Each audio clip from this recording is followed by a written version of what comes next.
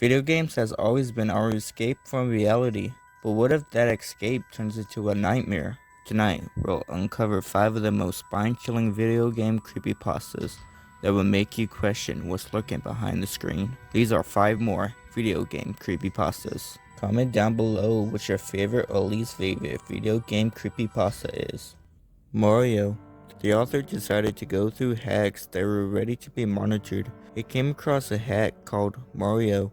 The author thought it was someone trying to be Japanese and released a crappy hack. The author decided to download the hack out of curiosity. Opening the hack, the author was greeted by 2 files, 3007014 and Mario. The author got the hack going and was greeted with the title screen that said Mario. Something caught the author's attention, which was the way Mario looked. Instead of the bright red palette, it looked gray with a slight red tint to it, pretty dull. The author noticed something off. When he started the hack and selected a file, a small message popped up describing the entire plot, and the villain was Mario. Starting in the overworld, everything seemed to be normal, but Yoshi's house, just Yoshi. Starting the level, there was a message box showing numbers that said Notepad. Upon going left, it takes you to Yoshi Island 1, which was now never come back. A loud clown car that sounded like Bowser's flying car, which scared the living shit out of the author. Staring at the level, it seemed normal, except you couldn't collect the coins. All the coins seemed to be hit, and there was no enemies. The author came across a message box that read, "Point of advice, I hate you." After beating the level, the path to the Yellow Switch Palace was unlocked. When going up to the path, every other landmass was gone. At the Yellow Switch Palace, the only difference was the name, from Switch Palace to Mario World. Entering level 104, the background and palette were a lot like Yoshi World 3. The author played the level and got to the question mark where Yoshi was in freedom. After freeing Yoshi, the following message appeared.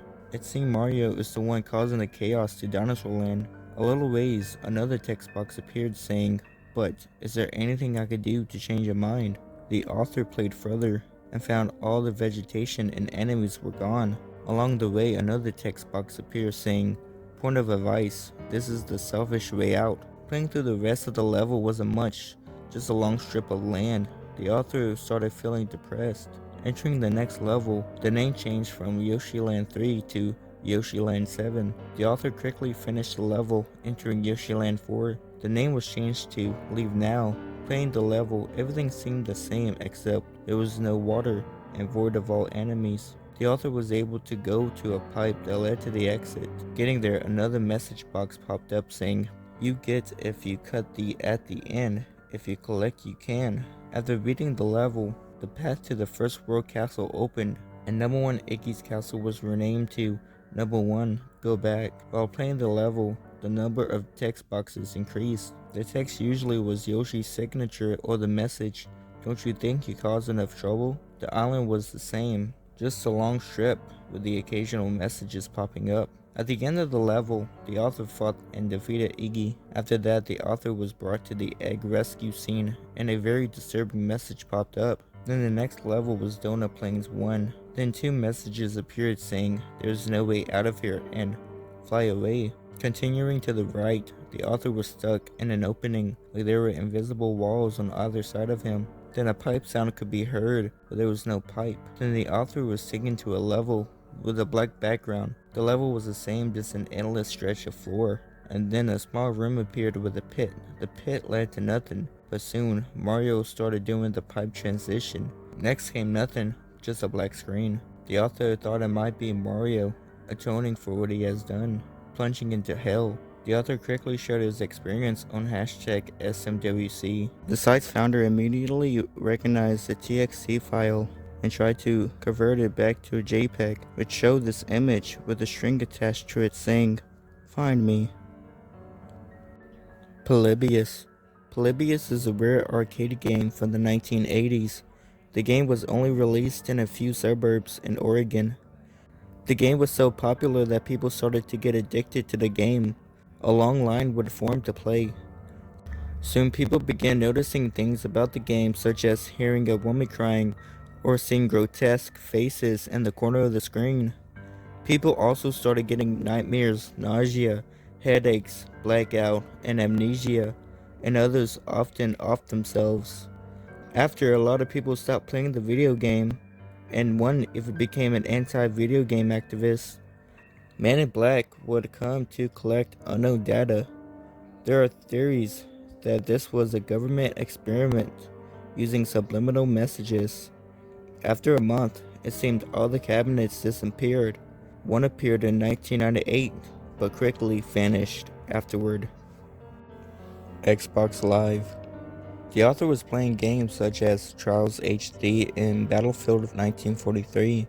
During a level on Trials, the author received a party invite. The weird thing was, there was no name attached. The author accepted and entered the party. Besides the author, no one was at the party. The author was about to leave the party, and someone else joined the party. It was the author. The author looked at the menu and noticed his name appeared twice at the party. The author decided to say hello, expecting nothing back, but the author heard a hello in his voice. The author thought it might be a sound delay. His words mockingly returned to him. The author decided to say a joke. "Why don't you come and say that to my face?" The reply he received made him turn ice cold. "Maybe I just might do that." The other profile left the party. The next day, while the author was playing a game, a voice message appeared. When the author listened, it was heavy breathing, followed by the author's voice saying, "Can you say distraction?" The author quickly looked around his room to make sure no one else was staring at him. When he turned back, his avatar was now staring at him silently and pointing at him. The author started to smell plastic, and his console crashed. The author eventually got it repaired a month later. When the Xbox was turned back on, there was dozens of voice messages saying, "Where are you?" and "We're not done yet," with a chilling final message saying, "I'm done waiting. I'm coming to get you." Sad Satan. Sad Satan was allegedly created on the dark web. In the game, you start off walking down a dark corridor. As you keep walking, eerie and distorted audio starts playing, and screams can be heard. Screams could be from females that experienced the Red Room, but it's not proven. As you keep walking, images start popping on the screen. These images can range from pictures of a family to very disturbing and gory images of cheese pizza and mutilated corpses. There are two versions of this game. One was posted on 4chan that contained actual gory and illegal images, and a cleaner one that was made onto the Reddit community. The clean version was uploaded by Obscure Horror in 2015, and people think he is the one who made the game. In an interview, he claims to have downloaded the game from a toy hidden service after receiving a tip from an anonymous subscriber. Since the game was uploaded to his channel, the channel has been abandoned ever since. Halo Beta. The story follows a dedicated fan of cut-in beta content who purchases a used Xbox on eBay, sold by a former Bungie employee. While exploring the console's hard drive, the fan discovers a mysterious Halo Beta save file. Excited, they boot it up, only to find a strange and much darker version of the original Halo Combat Evolved. The game begins normally but quickly diverges when the player kills Captain Keyes. Unlike the retail version, this choice triggers an alternate storyline where the Master Chief becomes more ruthless, Marines turn hostile, and the Pillar of Autumn is destroyed upon impact with Halo. Without Keyes, the Chief and Cortana are forced to find other ways to survive and stop the Covenant. However, their journey takes an ominous turn. As the events unfold, the Flood grows stronger, and Master Chief eventually falls victim to infection. He becomes a Flood combat form, his armor repurposed by the Gravemind to lead the invasion. The story escalates as the Gravemind, now controlling the Flood-infected Chief, and with Cortana as a reluctant ally, uses Halo to travel to Earth. The Flood overruns humanity, and the situation seems hopeless. In a twist, Cortana secretly rebels, using her remaining strength to contact Sergeant Johnson, who is immune to Flood infection. Together, they activate Halo, sacrificing all life in the galaxy to stop the Flood. The alternate campaign ends on a grim note, with Cortana sitting alone on a devastated Halo ring, delivering a haunting monologue about her actions and the galaxy's destruction. A chilling legendary mode bonus shows Cortana breaking the fourth wall, whispering, "I see you," and giggling menacingly. The fan is left amazed by the dark and complex storyline, feeling bittersweet about its removal from the final game. They contact the seller, who cryptically acknowledges the discovery and asks them to keep it a secret, leaving the fan with a haunting experience they revisit from time to time.